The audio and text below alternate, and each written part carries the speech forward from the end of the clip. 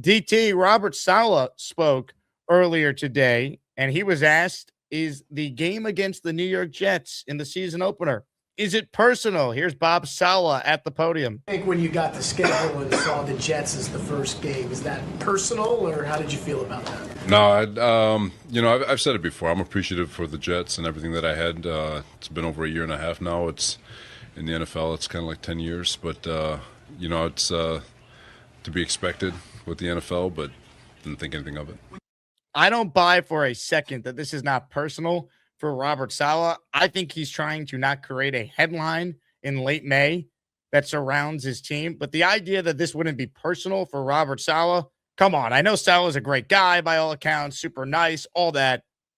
This has got to be personal for Robert Saleh, and I hope it's personal for Aaron Glenn and the Jets. This is a huge game for the New York Jets, as we've talked about on the show since we found out a week ago. That was the Jets' Week 1 opponent. Yeah, there's a lot to prove on both sides. And I would say the day Saleh became head coach of the Titans and looked at the opponents before he knew when the schedule was coming out, he probably looked at the opponents, saw the Jets, and has been thinking about that ever since. He's like, I want to get, some sort of revenge on what happened in New York. And he wants to prove that this time around, he's a better head coach. So I would call a little bit of BS on this too. I'd say he's been thinking about it every day since. And now that the schedule is officially out, it'd be wrong for him not to think about it every day until the game happens, because that's his job as a coach, is to get everybody prepared for week 1. So I call BS. I think there's a lot to prove, like you said, on both sides. AG has a ton to prove too. And, there was that moment where Vrabel said F him on the sidelines about the Jets. I kind of want that moment for AG against the Titans in week 1. Like, can AG have that moment where, like, it's time to go put your foot on their throat, close the game out, throw a touchdown pass, seal it, and F them. And I hope we get that moment. And I hope that Saleh doesn't get the first of the last laughs, because we don't know how many times we're going to play him again. Well, the bottom line is, when the Jets have been in this spot in a revenge game, they never win. They lost to Rodgers last year. Geno Smith knocked them out of the playoffs in 2023. You go back, through like the history of the Jets. They opened against Sam Darnold in 2021. They lost that game. The last time I can remember the Jets actually won a revenge game was Darrelle Revis's first game and Geno Smith's first ever start way back in 2013. Like, unless someone could point out another revenge game, the Jets never win these revenge games. So I hope it's personal for the Jets. It's going to be personal for Saleh. It should be personal for the Jets. I like that Brownlee and Tavondre Sweat have put out some things talking about this game, how fired up they are to go up against their old team. The Jets need to treat this as it's personal. They started 0-7 last year. Everyone thinks they're going to be the worst team in the league. March for Arch, all this. I hope it's personal for the Jets, because I know it's going to be personal for Robert Saleh. It should be. Yeah, and I'm glad you mentioned Sweat and Brownlee. I think Brownlee needs to calm his freaky down a little bit and what the messaging that he was trying to get across about this matchup. But Tavondre Sweat, with the two emojis that he put out, like the smoke coming out of the nose, like angry bull kind of emoji, like he's ready to go. He's ready to prove that Tennessee should have kept him. And Brownlee, when he was traded, was surprised that he was also let go of Tennessee, right? He didn't expect to end up in New York. So it means a lot to the players on the field. You would hope that the coaches, they're going to be playing for the coaches, but also they're going to be playing for their own selves at that point. JFM, Jermaine Johnson isn't, I think Tony Adams is there on the defense too. So like they have a lot of crossover in this game, and it's going to be more than just like a 1:00 CBS week 1 matchup against the Jets Titans. I mean, look, Robert Saleh was fired when the team was 2-3. He was completely blindsided by that following. He's a human being. He's going to want blood week 1, the same way Rodgers wanted blood and how fired up he was. The Jets need to come out ready to go, and they got to win that game, because we've talked about it, Dylan. There's no such thing as an actual must-win in week 1, but with the schedule looming after that and the fact that the Jets started 0-7 a year ago, the last thing the Jets need is to lose to their old coach and be the butt of jokes going into the home opener, where there's going to be probably half the building of Packers fans, as the Jets are 0-1 going into what will feel like a must-win kind of game. Yeah, playing from behind in the win-loss columns when you're going through that kind of mini gauntlet, right, of the NFC North, Cleveland, and then New England. I would consider New England the end of that little gauntlet there.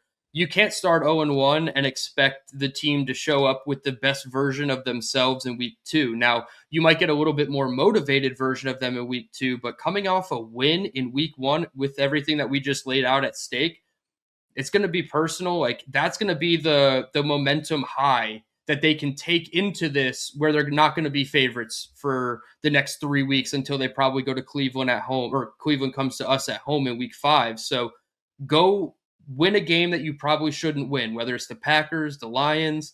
I don't know, maybe you catch the Bears sleeping. I highly doubt it. But like, if you come out 0-1, it makes it a lot tougher to feel good about 3-3. If you start 0 or 1-0, you can make the case by in week 8, you're 4-4, maybe even 5-3 if the ball bounces your way a couple times. So it really does change a lot about the season. This is the first time that I've had you on, Dylan, since the full schedule came out. We knew a lot of it last time you were on, but now that everything is official, of course, we talked about week 1 off of what Saleh said earlier today. But your thoughts on the rest of the schedule here? What stood out to you? Just give us your general feel for the 2026 New York Jets schedule. Yeah, it's relatively tough. It has some cons and pros, in my opinion. I really would have, and it's kind of nitpicking, I would have loved to switch the Patriots and Chiefs and have the Chiefs in week 6, only because of the possibility that Mahomes starts on some kind of injured list and he has to miss 6 games, whether it's the pup or whatnot. So whatever, we get him in week 9 instead. We know Mahomes is going to be healthy and playing in that game. But like Browns, Patriots, Dolphins, Raiders, can you go 3-1 in that stretch? Then it gets really tough. Chiefs, Bills, Chargers on the road. Then you go on the road to Miami. Then you have a bye in the Broncos. That's a really tough, I guess, 6 games in that 7-week span. You come out of it, you get the Cardinals. Hopefully they're bad. We're probably going to be bad, but a little bit better, and we can beat them. Then you finish out with 3 hard games. And the Vikings, I know I asked Robbie about it, it's kind of like an X Factor team on this schedule to me. Like, I would have rather played them in weeks 1-4 and not had them understand what they are from an identity perspective. Whereas like maybe Kyler Murray is really good and he's firing off and they're a playoff contender in week 17, or maybe, Kyler's ass and JJ McCarthy's in and they're pretty bad in week 17. So I feel like they can go either way. Either way, it's 3 games you're not going to be favorited in. Can we stop finishing the season in Buffalo? Can we just like go to Miami and finish the season for once? But yeah, we knew most of the games. It's a tough schedule, but it does have some easy things about it. The rest schedule, the routine every single week, playing at 1:00, like you'll get into a rhythm by like week 4 or 5. But yeah, it's kind of tough considering we were a last place team last year. Yeah, you'd think it'd be easier, but I mean, yeah.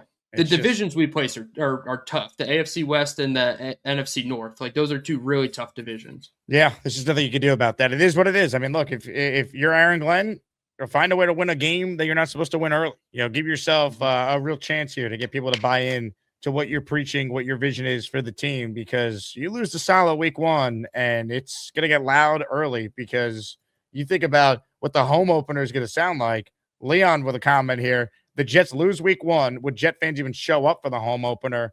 It's going to impact the crowd. Otherwise, like if they look bad week 1 and lose, there'll be Jet fans, obviously. It's the first home game of the year, but Packers are a national team. There's going to be a lot of people that sell their tickets, and I can't blame them if the Jets don't perform in week 1. Yeah, 1, Packers fans travel. 2, Packers fans are pretty much everywhere. So if they wanted to sell a ticket to a Packers fan, they certainly could do that. All I can really guarantee about week 2, Jake, is there's probably going to be a lot of green in the stadium. That's about it. You're not wrong. A lot of cheese in that stadium. Some string. Oh, you were talking about the jerseys. I'm sorry. I thought we were talking about something else. Yeah.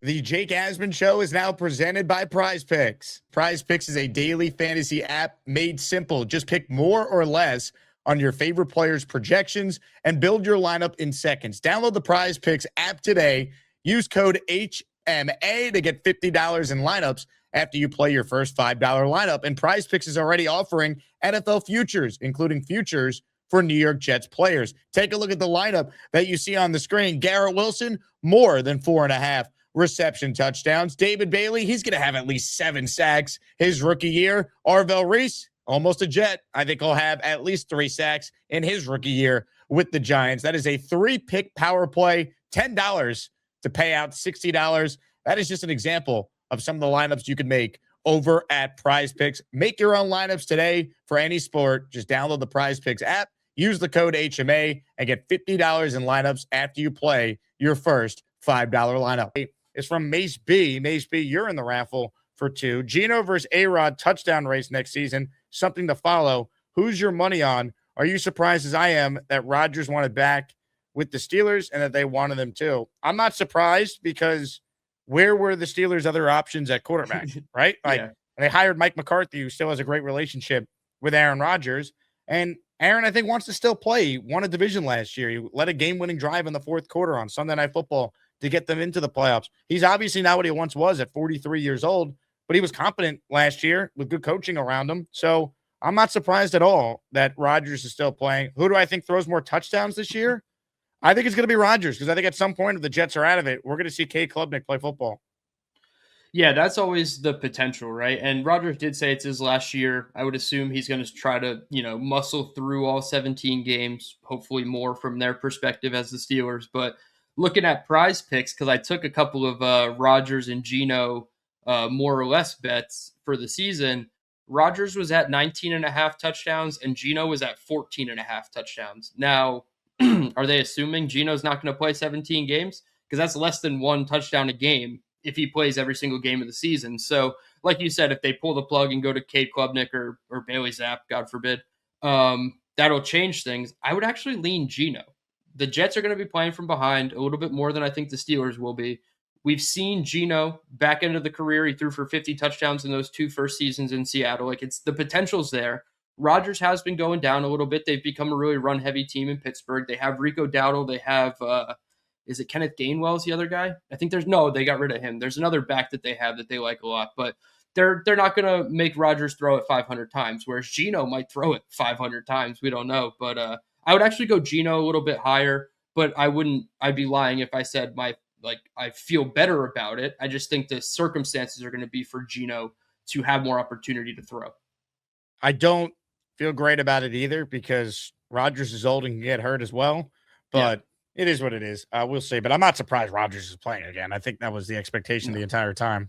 Yeah, I also took the lower on his. So that's what I did is I took Rodgers' lower yards because it was like almost 3,300 yards. I was like, he's probably going to throw for less than that. But Geno was down at 2,600 yards. And I'm like, there's, again, no way if he's healthy and plays 15 even games. 26 is such a low number for Geno. That's less than like 210 a game. So I think Geno can hit the overs. But comparing the two, yeah, I would bet Rodgers to have a good statistical season and then ride off into the sunset. It would suck to watch him. It would suck to watch him get hurt, honestly. Yeah, I hope he plays. I was honestly hoping selfishly he just retired because I thought it was a good way to go out. He made the playoffs. He won the division. Tomlin left. It's like you got nothing left to prove. You beat the Ravens on Sunday Night Football to win 10 games and win the AFC North.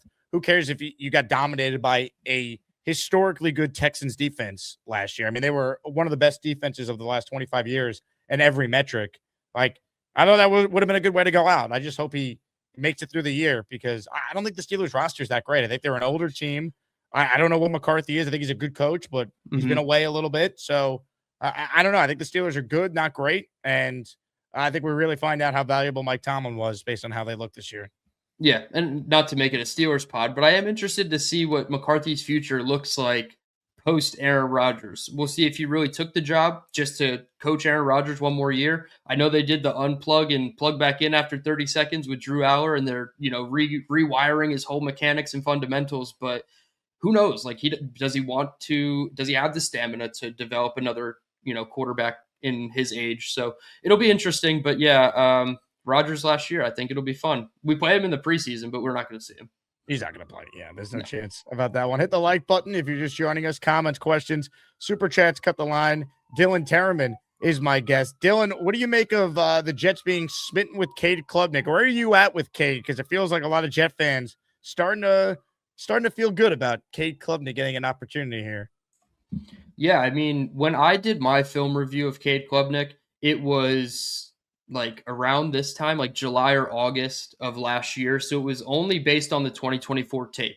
And when I watched him, I really enjoyed him. And a lot of people were talking about Lenora Sellers as well. I thought he was from a throwing perspective, a head and shoulders above Lenora Sellers. And we saw that even in both their down seasons at Clemson and South Carolina. But 2025 was bad. No excuses. We heard him talk about the injuries. He didn't bring it up himself, which I thought was cool. He was asked about the injuries, learning that he was taking the elevator to meetings because he physically couldn't walk up the stairs. Like, he's dedicated to it. And he said it helped him in his maturation process to the NFL. So my expectations aren't high for him, but I actually do like his game. I think he has it between the ears. He's what they call a whiteboard quarterback. He's going to understand all the progressions. He's going to know where to go. It's not always going to translate to the field, and that's why he's a developmental guy, in my opinion. But, I mean, of their options, I didn't want them to take Aller or Beck or any of those guys earlier on. But in that range, he's ready to play faster than a Taylon Green, right, who was the next quarterback taken after Klubnik. So, yeah, you're getting into like a deep well of developmental guys after that. So Cade Klubnik's kind of the in-between. And if they're smitten with him, that's the word that Samini used, and I love that he pulled that one out to use on this one. But it's kind of par for the course. We're Jets fans. We want to cling to something. So hearing something like this, we all loved the aura of him running out with his hair flowing and the number 10 and all the Southern accent Chad vibes that we got from him. If he plays, it's kind of going to be like a Brady Cook expectation for me. Yeah, that's just the aura bringer. That's what they got to call him. But from a football perspective, I think he has what it takes. I just don't want to see it in October. I'd rather see it in December, maybe the 2 games in January, and then in 2027. I think what's clear is, and I talked about this with Samini and BT on our collective podcast earlier today, they're going to let him compete for the number 2 job. Like, there's no reason to sign Cooper Rush or Russell Wilson right now. You could get those guys ready in July at some point for training camp if you really need someone. I think they're going to let Klubnik compete with Zappy, and I guess Brady Cook is still around, and see if Klubnik could beat those guys out and be the number 2 to Geno. I think that, as of now, is what their plan is. I mean, Klubnik started a lot of games, as you know, Dylan, in college. So, like, I don't want to say he's at his ceiling because I don't think he is. He's still a rookie. But if anyone could, like, be ready to go to be a QB2 when his competition is Zappy and Cook, I think Klubnik's got a real chance to win that job. Yeah, and I agree with you too. They're going to try to give him every look to get that quarterback 2 job, or at least make them feel more comfortable about him if they needed to use him in that capacity before pulling, the fail-safe and going to a Cooper Rush. And quite frankly, when you look at it statistically, it's a different sample size because Cooper Rush started 8 whole games for the Cowboys. I believe like 7 or 6 of them were consecutive games for Cowboys. So you got to see him in extended time. Him and Zappy are about the same quarterback statistically. Touchdowns to interceptions, win-loss, everything like that. Bailey did have a lot more fumbles, but they're like a 500 quarterback. They're like 4-5 or 3-4 when they have to come in and play. So, like, are you really going to go out and pay a Cooper Rush who's 5 years older than Bailey Zappe when you kind of already have that? And I'm not saying Bailey Zappe is better than Cooper Rush, but how much does a Rush move the needle, right? So, yeah, give Cade every opportunity. I think the fact that there aren't expectations on this year make it easier to not have a quarterback behind Aaron Rodgers, right? In that situation, like, that's the year you want a strong backup. This year, we know what it is if the bottom falls out, and I think they do too. Dude, if they even went 8-9, I'd be happy. But 9-8, I mean, playoffs or not, 9-8 is such a huge step up out of that like 7-win purgatory that we've been in, because we're either 7 wins or contending for the first overall pick and never get it. So can we go the other way for once? 8-9. I'm not going to say 10 with the schedule we kind of just broke down, but there's 8, potentially 9 winnable games on this schedule. And obviously one injury in the middle of the season could change the matchup entirely. But yeah, I mean, let's be a normal, average, competent team. I feel like that's a good start. Normal, average, competent team. What a process. What a world. We're going to play you some comments from Connor Rogers talking about a red flag he has with Glenn. Fair or unfair, your thoughts on these comments? I think they're set up better for Glenn to be able to handle the defensive play calling, especially Dunbar being on the staff also helps a little bit in certain ways. But the elephant in the room that nobody wants to ask is Aaron Glenn good at calling a defense? We really can't say that with our chest out. We can't. He's had moments. It's not, though, like, look at the guy that just won the Super Bowl. Everybody in the world knew what that dude was all about on defense, and Mike McDonald. Yep. And then it carried over. And I think it's a little bit of a red flag to me that when Glenn got this job, he was so adamant about not calling the defense, where a lot of the guys that have instant success lean on what got them there in the first place. Mike McDonald did it with his defense. Sean McVay's done it with his offense. I don't need to go through every coach in the NFL. Jesse Minter is going to do it with the Ravens this year because Jesse Minter is fucking awesome. Like, that was a little bit of, and I criticized that in the moment. I was like, this doesn't really make a ton of sense unless he just feels like he needs to allocate so much attention to being the head coach. And he wasn't good at head coach things. That's the problem. If it was one of those scenarios where Glenn was really buttoned up with head coaching decisions last year, the defense just stunk. Now he needs to go handle that and head coaching. We think he could do it. He wasn't really that good at it, like you said. So can he do both? We don't know. What do you make of those comments? That, in a lot of ways, Connor's right, and I want to double down on the Jesse Minter is fucking awesome because I think he is, and Baltimore's going to do really good. But the thing that he was talking about there is those coaches used what got there to the head coaching role to then be better in a head coaching role, right? So we didn't see that whatsoever from Aaron Glenn. He took a totally different approach. This year, he's trying things a little bit differently. But because he didn't do this the first time, he loses that grace period. Because if he did this year one and it didn't work out and he could go change the philosophy going into year two, it's a little bit easier to stomach. Obviously, he did a lot of coaching changes, but I'm not confident. Like Connor said, you can't put your chest out and say really anything good about Aaron Glenn as a head coach.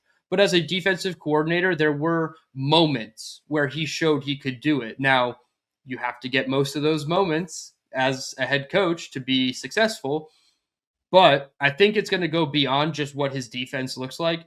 It's going to look like how he delegates to Frank Reich, how he delegates to Duker so that he can do everything he wants to do and still have a functioning defense. But yeah, man, he's got his back up against the wall, and there shouldn't be a grace period at this point. I mean, the defense needs to be impactful. It needs to force turnovers. It needs to be dramatically better. It can't just be, well, they were better. Like the Jets last year, for example, went from dead last in penalties committed to 23rd. And Glenn highlighted that as one of the things they improved on. That's not good enough. The defense needs to be impactful. It's not even just stats, because stats can lie. The Jets actually had a top 5 stat defensive defense in yards per game in 2024. They blew every game late. They had the lead late and they blew it every time. They weren't good. So the eye test and forcing turnovers impact. That's how we judge if Aaron Glenn is doing his job, taking over the play call in there. Yeah, I don't care what the box score says, because it felt like every post-game video I did while the season was still relevant up until like maybe the Panthers game, and even I feel like the Panthers game got out of hand at times. The percentage of the win probability for the Jets to win by halftime was never higher than like 18 to 25%. That is disgusting. You have to come out firing. You have to show improvement. Like you said, takeaways. Please just get the monkey off your back. Pick off Cam Ward twice. Once in the middle of the game when it really matters, and then once to seal the game. You know, like that would be fantastic. And then no one would ever talk about last season's no interceptions ever again, except for like the crazy Jets fans that usually listen to our podcasts. But you know what I mean? Like we have to show immediate improvement. Now, we don't have to be elite, but league average is like the expectation for this defense. You have so many new faces. Make it work. Totally agree. I was thinking about this. Let's say the Jets don't get an interception week 1, so the streak is alive against Green Bay. I was at the game against the Chargers on Monday Night Football a couple of years ago when the Jets actually got a roughing the passer call to go their way. Remember the Jets had like the longest streak in football? I was there too. Stadium was rocking. They like the Jets had the longest streak in football where they never got roughing the passer called for them. And it finally happened that night. And that was the loudest moment of the game because the Jets offense stunk that night. What else is new? But like we went nuts in the stands, Dylan, when the Jets finally got a roughing call to go their way when the Chargers roughed Zach Wilson. Yep. And let's be honest, that game was over on all phases. Darius Davis returning the punt for a touchdown because Irv Charles tripped on a sprinkler. Like, he tripped over thin air, and all of a sudden this guy sprung loose for a touchdown. So the game was over at 7-0, but that's what we mean. The loudest cheer should not be player intros and a roughing the flag penalty. Hey, here's the deal. Just got no chance unless you click on that like button. And you got to make sure you subscribe to the Jake Asman Show. You don't, you can get the f*** out. Now let's go, Asmaniacs. We're built for this shit.